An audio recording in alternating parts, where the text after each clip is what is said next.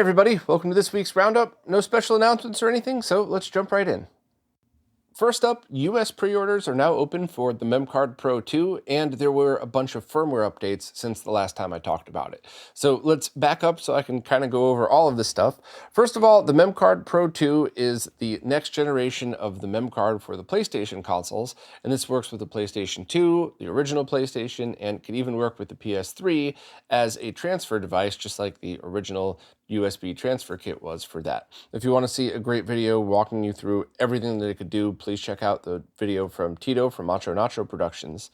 And this is up for pre-order through both 8-bit mods in Europe, as well as now Stone Age Gamer in the US. So the price is about the same. I would just basically get whatever's geographically closer to you. And they're probably going to ship in winter, which stinks because everybody wants one of these, but I think that's a very safe bet. And it's my strong opinion that I'd rather have somebody say ships in October and it actually starts shipping in September than says ships in October and it ships in December. So I'm 100% behind them for that one. But realistic ship times, it's a product that's already been out, so I would call this as safe as possible for any pre-order. And also there's been a ton of firmware updates since Tito's video that has a bunch of different things involved, but I think the number one feature that most people would probably notice is that even when you're using original discs, it can auto-detect what game is being played now, and then you could get a virtual memory card per game for that. There's also a whole bunch of other things that have been added, like 64 megabyte and 128 megabyte VMC sizes, and different logos, and just a whole bunch of awesome stuff. Honestly, if you own one of these, check out the long list of bug fixes and improvements. If you've just pre-ordered one, maybe check out the new features list just to see what you could expect. But overall, I would call this an absolute must-have for people that want one memory card for basically PlayStation 1, 2, and 3. It's been absolutely awesome. All of the MemCard Pros have been, but you, with love and respect to 8-bit mods, I think you get the most out of your money with this one, as you could use it on many consoles. You could probably say that about the MemCard Pro GC, as you got Wii and GameCube as well, but whatever. I love them all. This one's my favorite just because I didn't think PS2 would be possible, and it is, and it works great. So check out Tito's video for more info. All of the links for everything, the firmware update, the pre-orders are all in this post, and can't wait to see what features they add next. Next up, Brendan, aka Bastish-B64K, has just released the first part of an epic documentary series on the Sega Genesis Mega Drive. Part 1 covers from 1988 to 1992, and while the opening of it focuses on the launch of the Mega Drive and how Sega came to be, the real focus of the video is on the games from those years, and there's guests, there's reviews of each, and it's almost 6 hours long, and it's only part 1. So this is absolutely massive. If you're a fan of the Sega Genesis and Mega Drive and you want to learn more about the games, and especially want it broken down like this, I can't possibly recommend it enough. I started watching it. I haven't gotten through all of it. Funny enough, though, I started watching this and I saw a couple of the guests that he had shown, and I was like, oh, wow, Brendan's got some cool people on this. And then all of a sudden I see me talking to the camera. He's been working on this so long, I had completely forgotten what I had recorded for this. And I haven't gotten to the part in the documentary yet where I'm on it. So I don't know. Is it a massive fail like when I was in Stika's? Everybody else did so much better in that one than I did. But I don't know. Hopefully my part doesn't suck. But I'm looking forward to watching the rest of it. And I strongly recommend it for anybody that just loves deep dive documentaries into games and stuff like that. And of course, if you want to hear more from Brendan, just check out the interview I did with the video embedded right in the post, or just search any podcast app for RetroRGB, Bastish-B, B-A-S-T-I-C-H-B. I'm probably pronouncing that wrong. Sorry, Brendan. But anyway, awesome video, and I just really wanted to share it with everybody. And you can't say that I'm only sharing it because I'm in it, because I had no recollection of being in it. So after months of waiting, Analogue finally released a jailbreak for their Duo console. I'm sorry, a company that's definitely not Analogue, that happens to have all of the code to their original console to make firmwares for. It's definitely not Analogue, finally allows you to launch ISOs and your Hue cards right from the SD card. And I think that is a pretty big deal, because not only can you not really fit the original EverDrives in without an extender, but it's one of the advantages of FPGA gaming, having the ability to use your original discs and Hue cards but also to just load ROMs. So I'm very glad this is finally available. I was borrowing a friend of mine's. Lots of people that I know like to send their stuff to me first, both so I could check it out and so I get to do a live stream or something on it. And I ended up just sending it to my friend because I was like, they're never going to release the jailbreak on this one. And apparently they did. So if you want more details, Alex showed everything that you need, including instructions right in the post here, as well as a link to download it. It is a little bit buggy, but it's firmware version 0.9, so you could probably expect another update at some point. And I just want to be very clear, all of my wise-ass comments aside, this is an official firmware. So don't think, I've heard so many people say, well, I don't want to load a jailbreak. What if something goes wrong and it voids my warranty? This is absolutely not the case. It is impossible for anybody other than Analogue to do this. So you could safely load this on and you could always switch it back to a different firmware. If something, you could always go back to the original or to a newer version of this. I don't think you can go back to older versions up to a point with these things, but it is totally safe to just do, and it shouldn't take any functionality away. It should be, so your hue cards and your discs should run the same as it did before this. So I would, definitely recommend doing it if you own one of these, just because why not add the ability to load ROMs on this? But glad to see they finally released it. Sad that it's not their open FPGA platform. Really sad that you can't turn this into essentially like the Pocket with a dock, because there's a lot of people like me that just don't play on handhelds, and I would have loved to have used this probably plugged into the RetroTink 4K just to run all of the analog cores as well, but you could only use TurboGrafx up to Super Graphics, I believe, as well as the CD games. So, if you own one, definitely do it. If you haven't owned one yet, definitely think about before buying, is this something that would benefit you, or would you be better off with original hardware, a Mister, whatever else? They're all great solutions. It's just whatever's the best for you. Tito from Macho Nacho Productions just posted a video showing off a new FPGA-based Game Boy Color from Funny Playing, which is a company that I'm sure if you follow Tito's work or the handheld scene, you've heard that name before. And it looks awesome. It looks like something that, I guess here's the best way to put it. After I watched Tito's video, I texted cousin Scott and said, hey, is your backlit Game Boy Color still working? And he said, yeah, it's perfect. Why? And I said, well, if that ever dies, this is probably the one you're going to want to get, because you can get it right from the AliExpress store for under $100 delivered, I believe. And yeah, the shipping will be a little longer, but that's pretty awesome. And you do have to assemble it, but it looks like a very easy assembly. And while it's not 100% perfect, and it's certainly not as good as the Analog Pocket, it's under $100 and you could actually buy it. So this is one of those things where I strongly recommend watching Tito's video to see if this is something that you're into. But I personally have gotten really into original consoles and FPGA now.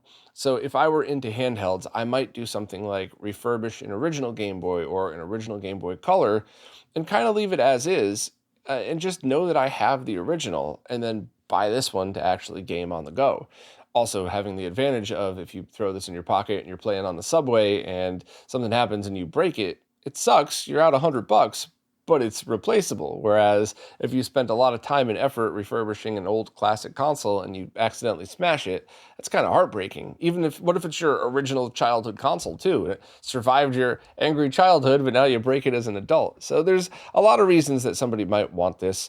Either way, just check out the video and make the decision for yourself. But I'm really happy to see that there's more lower priced FPGA options out there, and I'm really excited to see if this could spill over to the consoles, because I would love to see a Super Nintendo, an NES, a Genesis, where you could just plug in your original carts, also maybe load ROMs off an SD card and have it output without any lag, without processing the video wrong, all of the crappy clone consoles that you have today.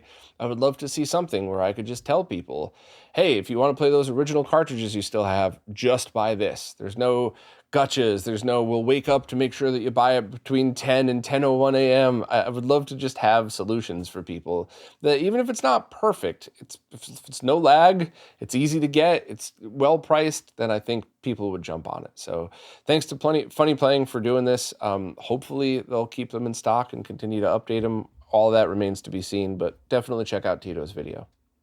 I finally had a chance to try the Megaswitch HD for myself, and it is awesome. It's basically zero lag, it looks phenomenal, the audio integration is great, And this is going to be a mini review of it. I'm just very excited to talk about it. And if you really don't care, skip to the next section. But honestly, even if you don't plan on adding HDMI to your Genesis, I think this is something that you still might want to listen to, because it gives you a sense of what could happen with some of these older consoles that we were told could never have an HDMI mod. So first of all, the Megaswitch HD is a kit that's currently only compatible with Genesis Model 1s or some Mega Drive Model 1s. You'd have to check the compatibility list. And it taps digital signals to recreate the video output. Now, this isn't something that it's not like the GameCube where you could just plug something in and get digital video and just convert it to HDMI. This is using hybrid emulation. The same way that Crix with the RGB blaster used it, the same way James with the Atari 7800 game drive did it, where it's taking the data that's being processed in the VDP and using an FPGA to recreate the video chip and output of it. So you are absolutely using an original Genesis with original RAM chips, original CPU, original audio circuit, and this is really just taking care of the video side of things. Now, it completely retains original analog output as well. It doesn't affect that at all. So you could use this simultaneous dual output. You could use it just one or the other. It doesn't really matter. And the latest addition is if you need audio integrated as well, there's another very cheap board that you have to buy that is an analog to digital converter.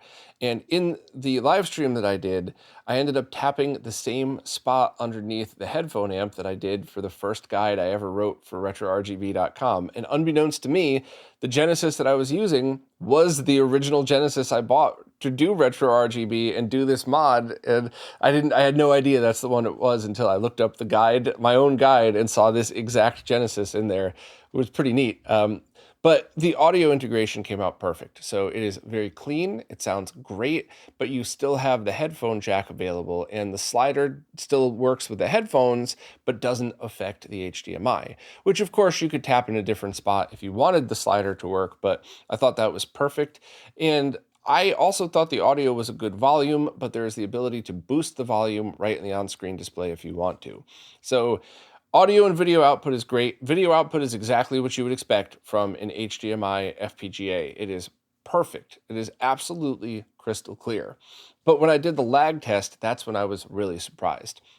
There are two modes. There is a zero latency mode that might have compatibility issues with some TVs, but it is zero latency. We verified this. I just check out the stream if you don't believe me, but it is verified at 0. And then there is a higher latency mode that should fix compatibility with everything, and it's less than half a frame of lag. And in fact, the firmware update that I did on this improved compatibility in the lower lag mode as well. So when I first plugged it into my capture card, the AverMedia Live Gamer 4K, it wouldn't work at all in zero lag mode. And now it drops out a little bit, but I mean, it's a capture card, who cares, right? If you're splitting the output, or if you have HDMI going to the capture card and analog going to a CRT, then lag wouldn't matter anyway. But even if you're splitting it to an HDMI display and your capture card or running capture card pass-through, less than half a frame of lag is awesome. That is so good. The options are pretty good as well. It has a couple of different things you could tweak, like mask the border colors, the CRAM dots, the very basics. It only does have 1080p output at the moment. Now, you can do from 4 to 5x. I demoed once again in the video why 5x is by far my favorite way to do this, but it doesn't have any other resolutions. 480p would be nice, I guess, for people just going into a bunch of different things that you could use 480p on, whether it's a VGA monitor with a cheap DAC that you're using. There's a whole bunch of reasons why it would be nice, but not necessary. But the only feature I do think that it's missing at the moment is direct output. So I'm going to call it 240p, but with HDMI, it would actually have to be something like 1920 by 240 or something like that. And just like you would do with the Mister, with the analog products, and that would allow it to connect directly to a RetroTink 4K to get a beautiful 4K output with those CRT filters. And, you know, a lot of people ask, why would you want to do that? Why wouldn't you just get a Mister? I'm telling you, it was so weird plugging this thing directly into my OLED TV. So I just have an HDMI cable coming from my original Genesis into that HD TV, and it just looks phenomenal. It sounded great too. The ADC was very clean. So I completely see a scenario in which people would want to get this mod done and route it through their Tink 4K to have that advantage. So I've talked to Stanislav about it, the creator. I have not talked to Mike Chi yet, but maybe I can get them together and Mike could provide the data that's needed for that if it's not too much work or something. But that's basically the only feature at the moment that I think would be a really cool addition. Also, if you're somebody who has like a Sony BVM, but you also have a beautiful flat panel to game on, taking something like an HDMI to component or HDMI to VGA with a HD15 to SCART, you could actually get crystal clear, technically RGB video out of this thing using it if the 240p mode was added. And that's something I definitely see people wanting to do, because depending on the model Genesis, it's really hard to get it completely jailbar free with RGB. So even with a triple bypass and the best modder on the planet, some motherboard revs are just a little noisier. So I definitely see this being a potential for people who would want to do that. The only other downsides is it's not going to work with the 32X, because it would take a lot you would have to basically HDMI mod the 32X as well. It will still work with analog because that's not disabled. So if you have a 32X, you could still just use your composite or RGB output. And it won't work with Master System games. Same thing. The analog outputs work, but this wouldn't. Honestly, though, I loved it. I did a live stream, which was very slow, so if you're not into those things, don't watch it. But I added the analog to digital converter, and I did it very slowly because I didn't want to mess up all of the beautiful mod work that Jose had done for me on this one. And I also wanted to try that different point than was in Stanislav's guides. So slow and steady, but if you just want to see it, skip to the end. And my mic got messed up again, so I'm sorry for the scraggly voice in that. It's always such a hard balance in these live streams to keep your microphone loud enough without getting it crackly like that. But I'll keep trying. I'll watch some more Epos Vox videos and see if I could fix it. But honestly, I loved this thing. I couldn't possibly recommend it enough if this is a scenario that you would want. Obviously, some people are just going to want all original hardware, and other people are going to want a Mister because it's just one device that does all of it. Or people might want original hardware and a Mister and not do this. All of these, they're all good answers. It's really what you want for your setup. But if having an HDMI outputting Genesis is something that, in dual output, is something that would work for you, then this is the way to go. This thing was very cool. Now it's time for this week's Mr. Updates, care of Lou from Lou's Retro Source. As usual, I'm going to skim through these and just add my thoughts where I feel necessary, but if you want visual examples and a lot more info, please check out Lou's video.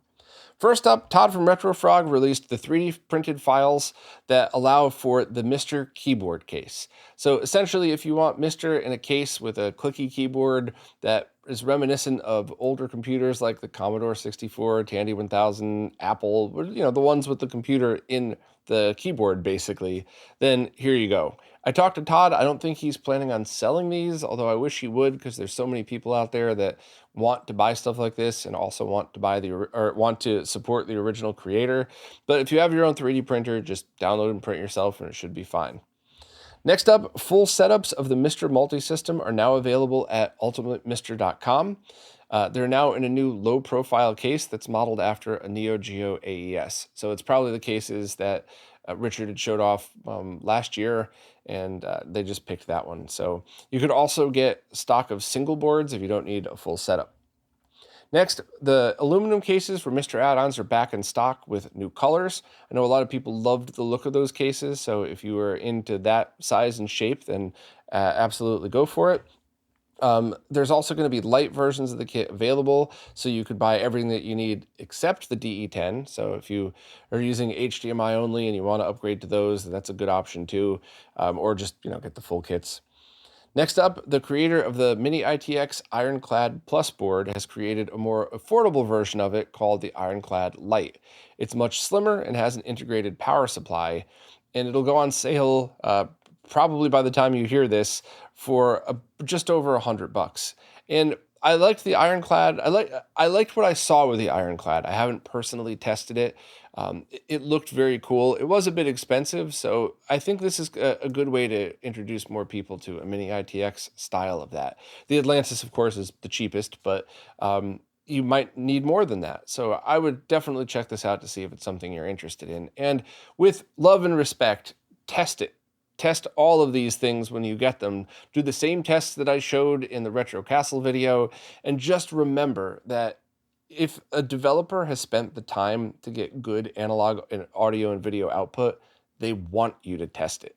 They want you to throw everything at it just so it comes back to show how much work they put into it to make it well. And if it doesn't perform well, you should let people know that as well. So test the heck out of these things. Let me know what you find, publish your results. But the Ironclad looks awesome, so I hope it performs well too.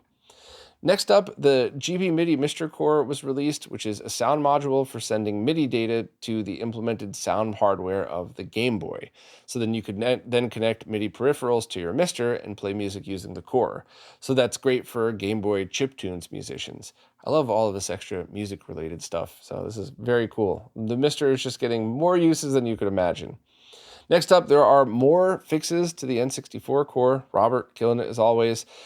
So Factor 5 games like Star Wars Rogue Squadron and Indiana Jones and the Infernal Machine now have bug fixes. Anton Gale added the MRI for the Exidy arcade game Hard Hat. So that game should start showing up soon on your arcade games list. Just run update all. Shane Lynch has released Mr. Cast, and I'm going to keep this quick because I want to do a live stream. I know Lou's probably working on a video for this. I think I saw another video out. It looks ridiculous. I am so excited to try this, and I refuse to do so until I have really time to sit down and just, spend a couple hours messing with it. Basically, you should be able to cast whatever's on your PC screen to your Mister using the Groovy Mister project with basically zero latency. And that's videos, that's PC games, that's a lot of different options for you. So it's very, very exciting. And this will open up the door for so many cool things. What I'd like to see next is an Unraid plugin for this so that you could run this headless from your Unraid server. But I'm getting ahead of myself. I'll get back to try all that stuff soon. And lastly, there were a bunch more fixes to the Sega Saturn core, which is also getting really exciting. So thank you to SRG320 for continuing the work on this, and it's very cool to see the Saturn core moving along like this. So as usual, thanks so much to Lou for keeping up with all of this. I certainly couldn't, so please don't forget to subscribe to Lou on YouTube as well. This next section is absolutely massive news for owners of jailbroken 3DS consoles and fans of the Virtual Boy. You could now play Virtual Boy games in 3D at full speed on 3DS consoles, which is something that Nintendo should have included with the 3DS at launch date, and something that people have been working on for a very long time. And while I've seen demos of it over the years, it was never running at full speed. So this is absolutely awesome, and this is a very neat way to experience Virtual Boy games, because you have a hardware platform that was designed to be used in 3D, so you should be able to have a pretty good experience with it. I haven't had a chance to try it myself. I actually no longer own a 3DS, so hopefully I could try it out on somebody else's one day just to see what this is like. But it just looks so cool, and it really, I just can't say enough. Nintendo should have opened with this. Nintendo likes to pretend that the Virtual Boy never existed. They also like to pretend that they've never had any failures before and everything's always a success. You should go back and watch that original Mario Brothers movie to remind him of that. But I don't get it, though. There were a couple of really good Virtual Boy games. I loved Wario Land. I actually really liked Mario Tennis. I thought that was a fun and great way to experience the 3D effect.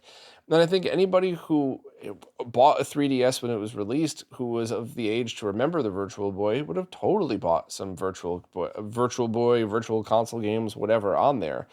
And it was really disappointing to not ever have that. So now, thanks to Skyflugel, you absolutely can. So thank you very much for that. Check out Donald's post for more info, but I really do hope to give this a try someday and see how it holds up, because I like the Virtual Boy, but I just can't understand why Nintendo never put these on the 3DS themselves. Will's Console Mods now has stock of replacement internal power supplies for the PlayStation 1. This should work on all models of the fat PlayStation 1, just not the slim. And while I'm always very, very careful and cautious around power, Will has spent a long time trying the absolute maximum effort to making these things as good as possible. And Will's gone through a couple of different revisions. And while I haven't personally tested it, if I were going to gamble on an internal power supply for a PlayStation 1, this is the one that I would try. I also still have that opinion of unless your original power supply completely died, like a recap didn't fix it, or unless you need to use a console in a region where the power doesn't match, so PAL and NTSC, etc., I would keep the original. But if you're in those two scenarios, this is definitely the option I would use. The only other thing that I would strongly recommend is getting a good Triad International PSU. I say international because it's like $1 more than the local one, and you never have to worry about where you go with it. But you can find cheaper power supplies that are supposedly good and work with this. But for about 20 bucks, I don't know about you, but I don't want to take the risk. I want to use a power supply brand that it's not the best power supplies in the world, but they've consistently not sucked. Consistently. So the Triads are not overpriced, and I've always gotten one that worked exactly as it was supposed to. So that's the one I would recommend. I leave the model number as well as a link to Octopart, which is a website that just spits out where it has stock. Well, other websites have stock of that part. So wherever's easiest for you to get, I would grab one of those and this if you need it. Also, this is version 11 of the PlayStation 1 Replacement PSU. Will's going to be releasing a version 12 soon, but the only difference is a different fan header, which I think is there for people that just already own fans, so now you could have a choice of which type of fan header. I don't think it's for multiple fans, because I don't think anybody would need that in a PlayStation. I'm only saying this to say that if you were looking to buy one of these, and you've heard Will talking about version 12 is coming soon, I would not wait. I would just buy this one because I don't think that you're missing anything. The worst possible thing you would have to do is get a fan pin adapter or just cut the wires and solder it directly. It's 2 seconds worth of work. So I wouldn't wait for this. It's not like you're going to have a different update of anything. But this power supply looks great. It is it's probably going to be fine after everything that Will has researched. But if you're wondering why I'm so cautious and so wishy-washy about recommending stuff like this, check out the power supply and safety discussion I did with Mike Chi, Renee, and Voltar. It's available as a video here in the post, or just search any podcast app for RetroRGB power, and you'll immediately know why I'm so cautious about all of this stuff. And why I said things like in the post, I don't recommend people get the USB PD version of this. I recommend you get the barrel jack because of all the things we talked about in that podcast about USB PD. Do whatever you'd like, but don't say I didn't warn you. Well, that's it for this time. As always, thanks to everybody who watches, listens, plays nicely in the comments, and especially thank you to people who support in absolutely any way, because it really is you who's keeping all of this going. There's no way I could do it without you. So thank you all so much, and I will see you next week. This week's Roundup is brought to you by Neo Paradigm Entertainment, connecting Southeast Asian influencers with opportunities in the West.